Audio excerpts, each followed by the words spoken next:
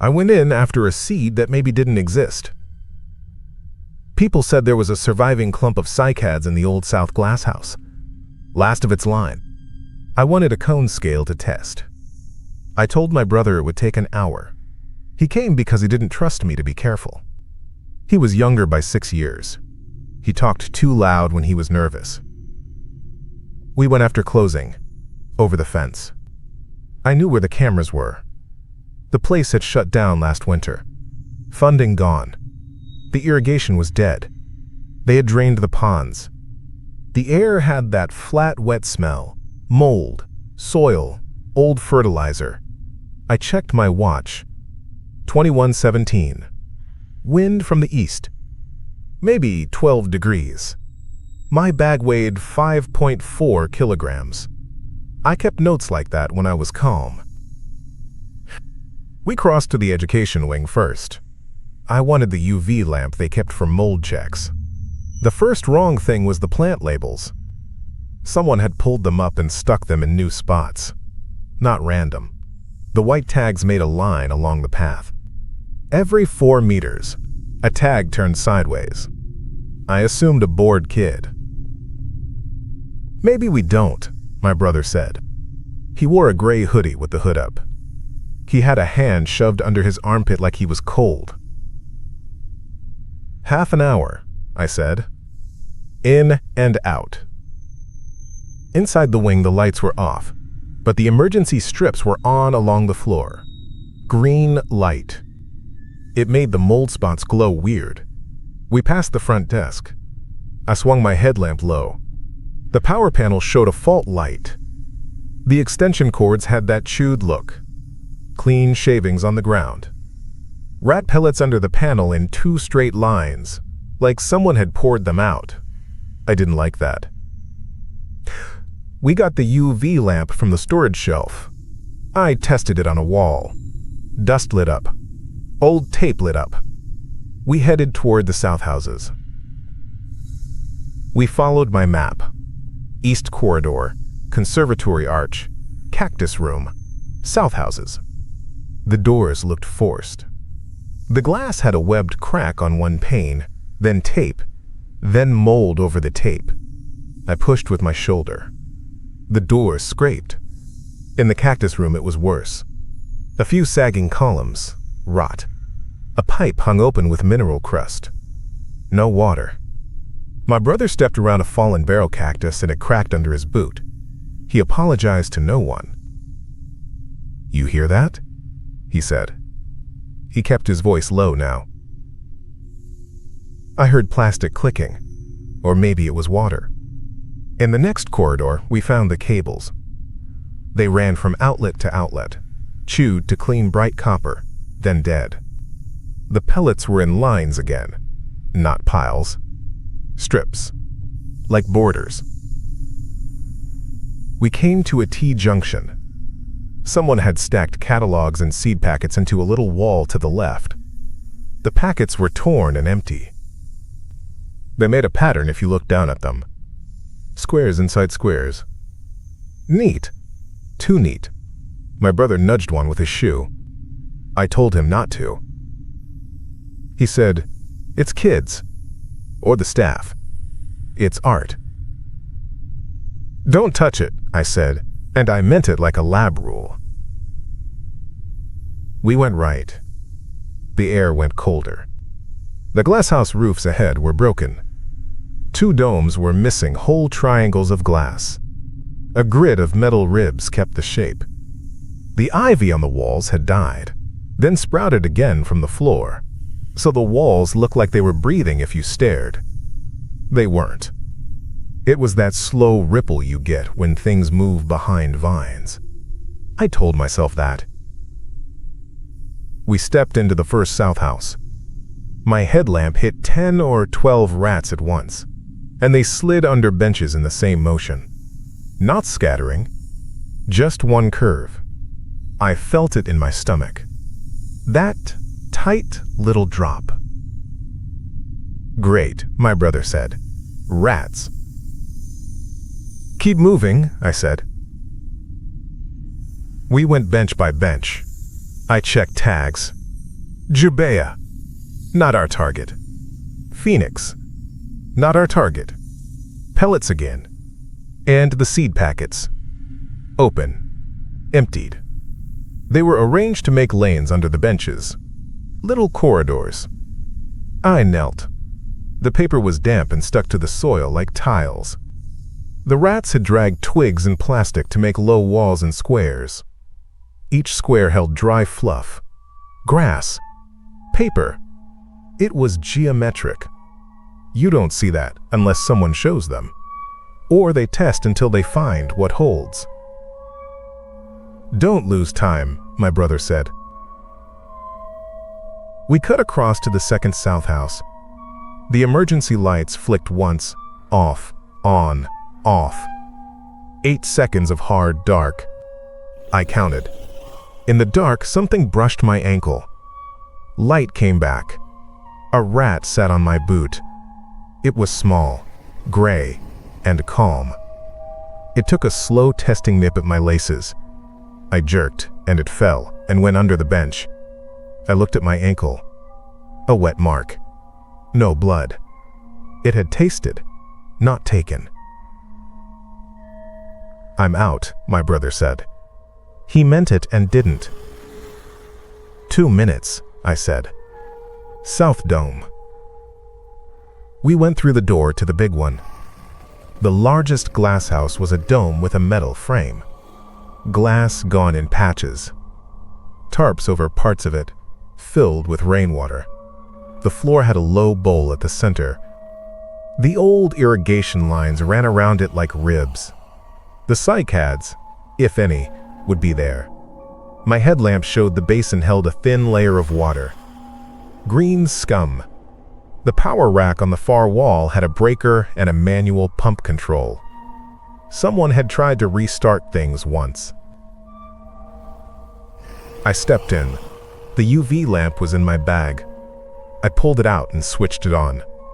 I wanted to check for mold on the cone scales if we found any. The UV washed the floor. The water film went dull, and then the lines lit up. Not paint, not chalk. Thin streaks across the concrete, along the bench legs, up onto the lower slats. They glowed like snot. They ran in parallel lines that converged at the door we had used. They branched to the pump panel. They made narrow arcs around the square nest walls. Every turn was smooth, like someone had drawn with one stroke. "Do you see that?" I said. "What is it?" he said. He had his hood tie in his teeth. "Pheromone," I said without thinking. I knew the smell now that I saw it. Sweet, pissy, oily. My lab used analogs to distract rodents. This was the real thing. I hated that I had to say it out loud. They're marking a lot. The sound came in then. Teeth. It wasn't the random click you hear when they chew. It was a collective tick. A dry rattle. The first run of it lasted 10 seconds. It was regular. A metronome. It came from under the benches in a ring around us. My brother grabbed my sleeve. His fingers were shaking. "We go," he said. "Yes," I said, and I meant it. We turned to the door. A carpet of gray bodies filled the lower space, hip-high, then thinner, then dense again. They didn't scramble. They flowed. They moved in lanes we could see in the UV. They stood in the door. They made a bar in the aisle, 3 deep. I felt the stupid part of my brain say, "They're blocking." They were. They moved their heads together. The teeth clicked in time. One rat put its front teeth on my boot and pressed. Not biting. Testing weight. "Back," I said. "We'll go to the side door." We went left. The left lane closed. The right lane opened. We didn't open it. They did. It was like being herded by a dog. Only there were 100 dogs and they were one dog. I swallowed and tasted metal. My throat went dry. I said, "Okay." We go where they want. Slow. No stomping. "Are you serious?" he said. He was whispering now. "Yes," I said. "They've been doing this a while. That tone creeps in when your brain says you are prey and you try not to show it." We walked slow. They let us go forward. Then they closed behind us. I watched the UV lines. They ran up the wall to the pump panel. Many lines layered there. They led to the manual throws. The green light on the pump switch had no power. The breaker was off. The lever was a simple physical toggle. You could flip it by hand. Hey. "They want us to turn it on," I said. I said it the way I might say the pH is low. Fact. Ugly. "No," my brother said. The teeth chattered in a fast double time. Tick, tick, tick, tick. "More urgent." It made my heart go wrong. I backed into the panel. The rats pressed closer in front of us. Their whiskers ticked my socks. They lifted paws and put them down together. Testing. Pressing. If we stayed, they would have taken more than a lace. I reached to the breaker. The metal was slick. My fingers had that smell now. I flipped it. The pump screamed and died. Something under the concrete shook. The tarps overhead sagged. A wire sparked on the far wall. The emergency strips went out. Full blackout.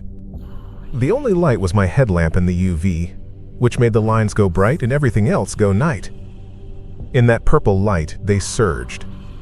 Lanes opened like doors and closed like fists. "Keep your feet," I said. "Do not fall." A rat climbed my pant leg. I shook and it fell. Another went higher. I swatted. It bit my wrist. It was a clean bite. 2 holes. The pain felt simple. I said some word. Not even a word. Just air. My brother swung his flashlight and hit the bench. More moved. Then the tarp overhead split along a seam. It had collected months of rain. It let go in one sheet. Water fell like a solid thing. It hit the center bowl and rolled at us knee-high, black with algae and dead leaves. The pump coughed and caught. The floor went slick. The UV showed new lines flicker where the water spread and smeared them. The swarm jumped as one. They went up the benches. They went up us. I felt them hit my thighs and then my belt. Their claws were sharp and quick, like staples. They weren't all biting. They were moving. They formed a shoulder-high band. I grabbed at them. That was stupid. They bit the base of my thumb and I let go. My brother swore and made a noise I had never heard him make. I grabbed his hoodie and pulled him to the pump panel and the ladder next to it. "They're lifting," he said. He was right. They were. Not for me. For something. I put my back to the panel and climbed the short ladder to the catwalk. The catwalk ran above the benches to the far doors. It was clean of nests. It was streaked with those glowing lines like highways. The rats pulled down on my brother's jeans. He kicked and screamed, and I pulled his arm, and we got him one rung up. They bit his calf. Bright blood.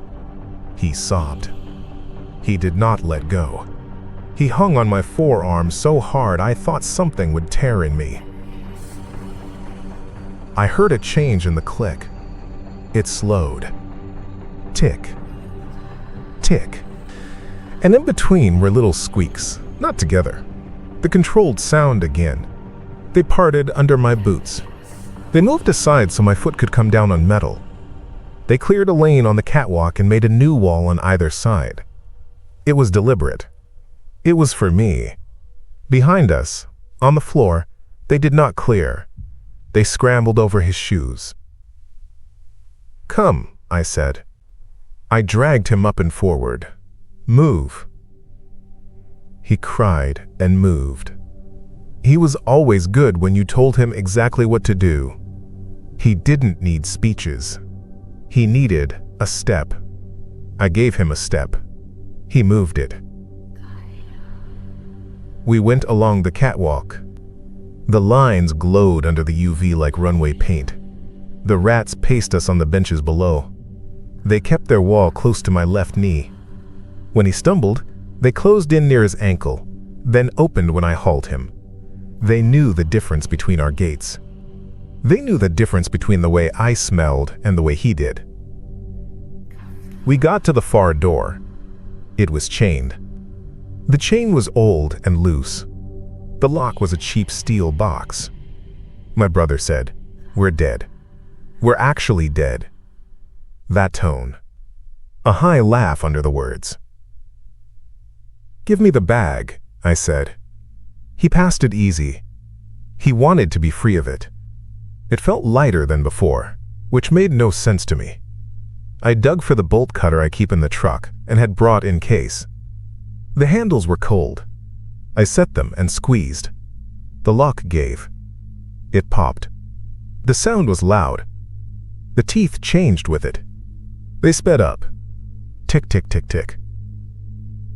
The door opened. Night air came in. It tasted like leaves, not mold. I shoved him through. I followed. I turned and pulled the door. The rats came to the threshold and stopped. Several put their front feet over the sill and then back. They lined the sill 3 deep. The UV lines ran under them like roots. The teeth slowed. Tick, tick. I wanted to slam the door and run. I didn't. I stood there shaking, and I lifted the UV to my coat. It made the cuff glow. Lines. Not spill. Not random.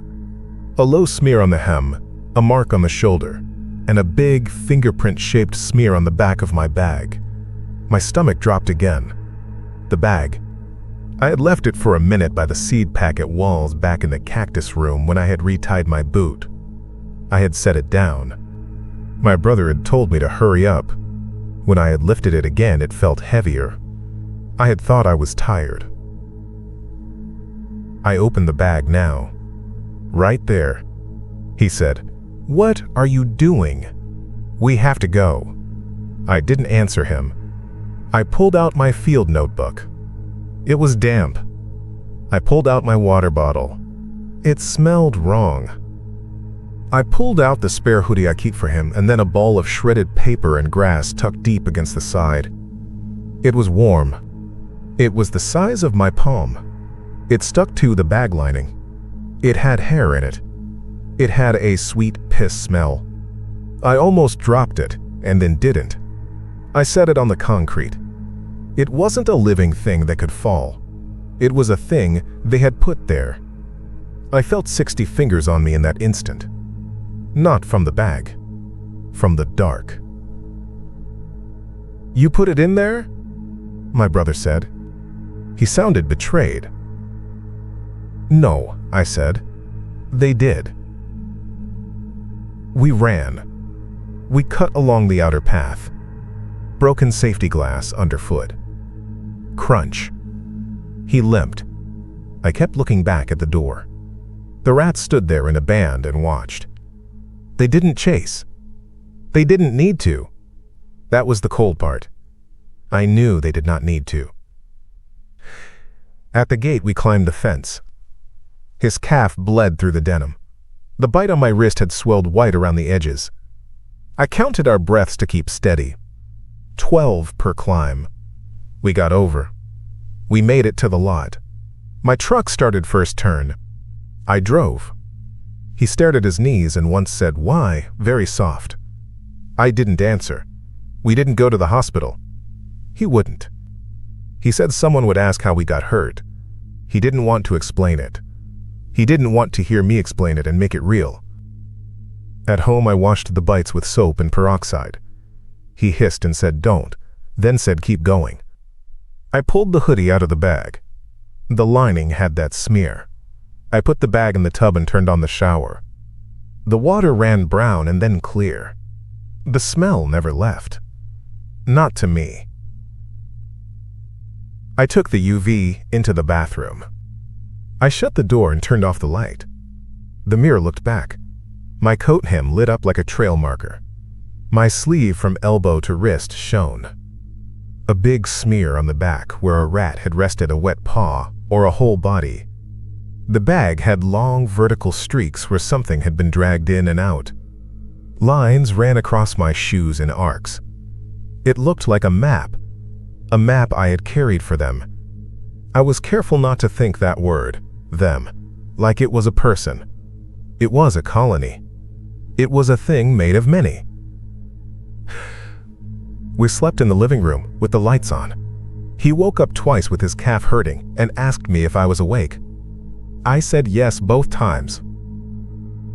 I went back the next day at noon and told the grounds worker I had been doing a survey and had seen chew damage on their panels. She told me they knew. She said the city would put out poison and then remove the structures. I nodded. I didn't tell her she would not kill a shape, just points on it. I didn't tell her I thought something had learned how to use lines and doors. I didn't tell her my bag had lost weight in the night. It had. By morning it was 3.9 kilograms. I weighed it twice. Something had been carried out. Or I had carried something in that I hadn't asked for and it was gone. The thing that stuck wasn't the bite or the water. It was the sound. That little metronome click when they sped or slowed to tell me what to do. It stayed in my head. It stayed in the air. A week later, I found a line of seed packets on my back steps. Torn, empty, set in a neat L that led to my door and stopped. A small square of paper fluff sat against the threshold. I held the UV over the doormat and a thin blue line glowed from the sidewalk to the edge, then turned and went down the steps like a drawn breath. I stood there and listened, and from the crawl space came that even dry tick, steady as a clock. Tick, tick. Then, when I moved my sleeve, a faster run. Tick, tick, tick.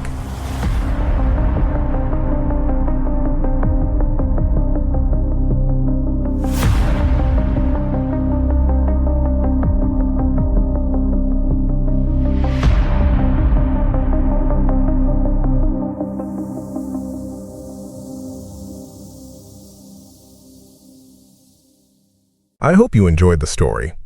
If you did, feed the algorithm, hit like, drop a comment, and subscribe. It's the only way to keep the stories coming.